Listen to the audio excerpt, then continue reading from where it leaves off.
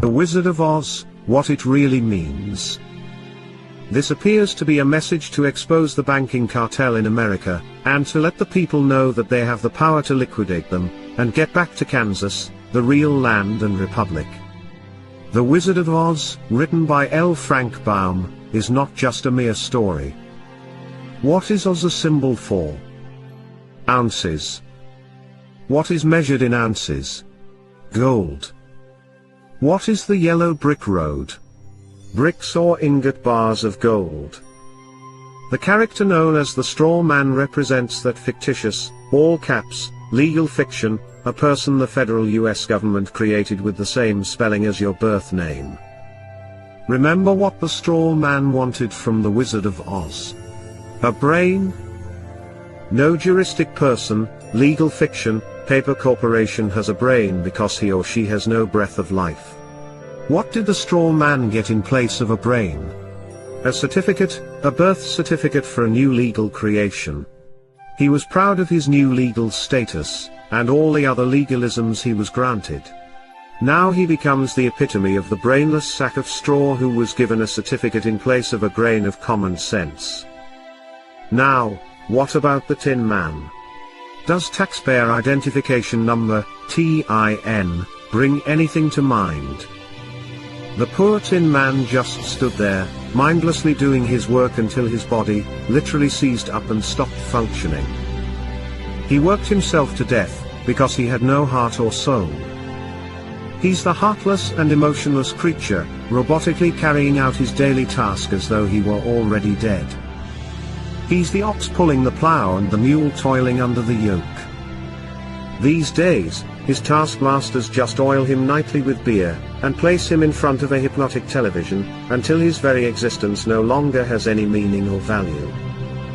His masters keep him cold on the outside, and heartless on the inside, in order to control any emotion or feeling that might arise.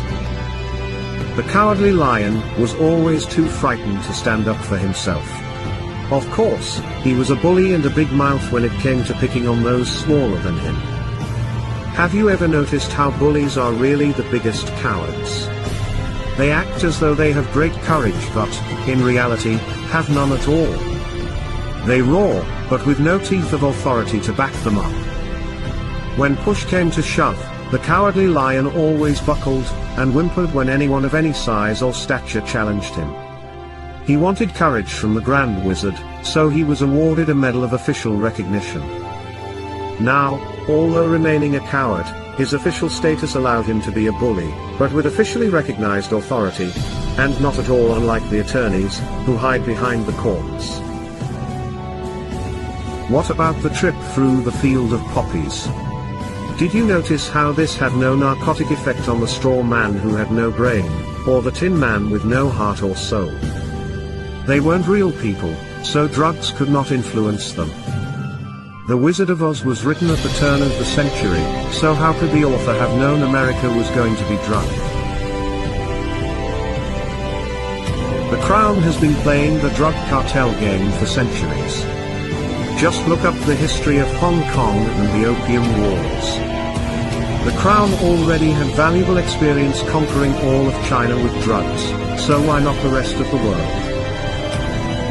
What was the Emerald City? The Federal Reserve System.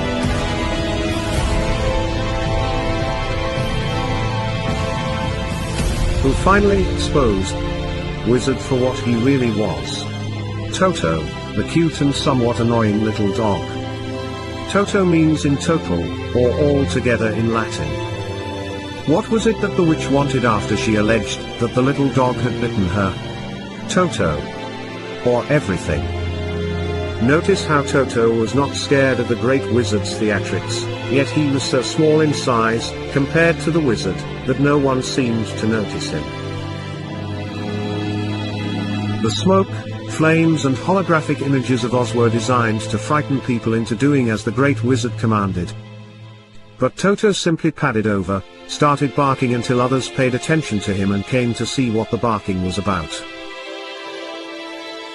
Who was behind the curtain? Just an ordinary person controlling the levers that created the illusion of the great wizard's power and authority. When Toto pulled back the curtain and completely exposed him, the charade was at an end. The veil hiding the corporate legal fiction and its false courts was removed. The wizard's game was up, and what was he after all? A conman, a fraud. We can see, in this tale, just how loud the bark from a little dog can be.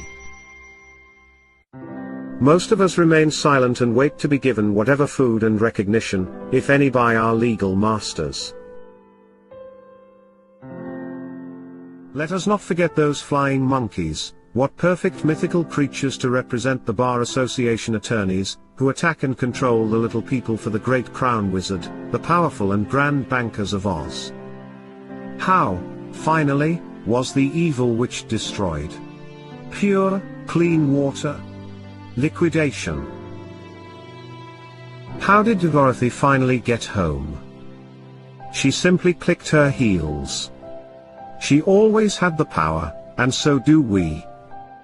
What would it take to expose the wizard for what he is? We each need only a brain, a heart and soul, and courage. Then, and perhaps of the greatest importance, we need to learn how to work together. Only by working together, can we have the freedom that was given to us all, under the law of God.